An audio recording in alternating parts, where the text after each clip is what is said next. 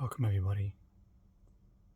I've been presented with a cicada last night in a lucid dream, which had followed a long journey of spirituality and spiritual awakening.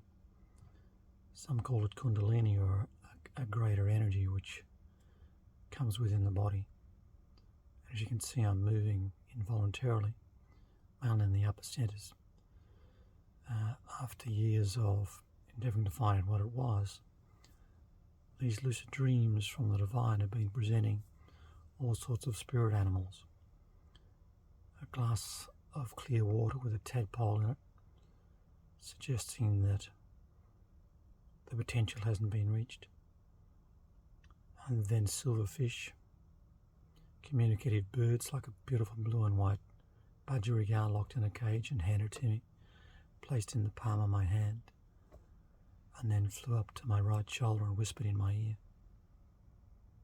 This morning, finally sealed it, where I'm to talk now of my journey for the greater good, and for those that may be searching or watching this, there's no mistakes. I'm purely here offering a personal experience from my perspective, not yours, which may help you somehow along the journey. So it's a spiritual one. It's a cycle of evolution through this physical body, this biology, as a human being, from the soul's perspective. And it's all based in energy. So this movement which you're witnessing, if I let myself go, you'd see the head. It flicks all over the place. The tongue's moving, the teeth, the jaw. It's actually enormous pressure within the upper centers and mainly within the skull, the head, which I believe is personal resistance. So I've finally come to the stage after the glorious coloured cicada was given last night, representing the majority of its growth underground, in the dark, not discovered, and finally surfaces, where there's a lot to share in communication with its beautiful song. So as you can hear, the throat chakra is still blocked. This will be cleared eventually as I continue to communicate and talk and share what's given from above. I feel as though I'm simply the telephone or a source whereby this can be channeled. And so I'm getting into action within this realm here in physical to share what the higher mind, if you want to call it that, I'm always cautious to call it God, because we all have different perspectives on that.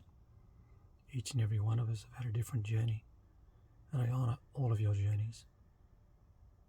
From this point on, I shall be sharing more regularly. This is the first post, and it's for you, not me. Well, I'll take that back. It's through releasing this energy and allowing it to move through this vehicle called a human body, and therefore I believe settling to a point whereby it's integrated to a balanced perspective within the body or physical form. So I'm presenting as a testimony of a spiritual journey, and we'll go into depths as to how it began, the process of the chapters, the dark night of the soul, the awakening before that, the glorious oneness that I experienced, and everything else in between. The journey continues. It's never over, I don't believe. We never stop learning in this school called Earth. And so here we are, evolving at our own speed. There's nothing wrong, because we're ultimately free.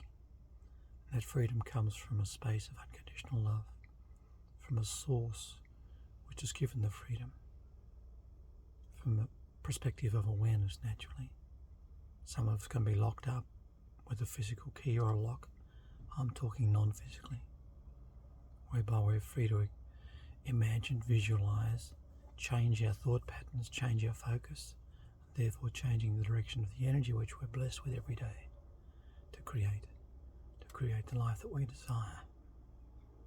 So ultimately, if you boil it down or seek a little deeper, we are awareness, pure consciousness.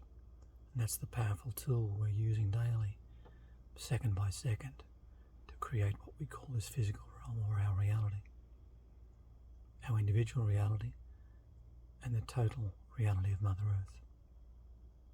So as awareness, I leave you with the fact of, are you aware that you're awareness? Because that is the gift.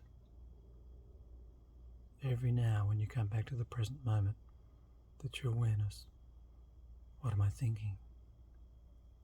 Where's my emotional charge after that?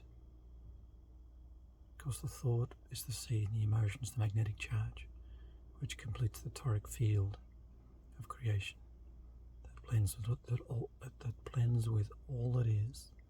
I do apologise, this energy affects my speech and many other executive functions, so I'll work with that as we go. So your toric field is complete with thought and emotion, positive and negative charge, which is communicating with the quantum field or source 7.8 times a second. And so it is. So be aware that your awareness. Come back to the present state of now and choose wisely with love.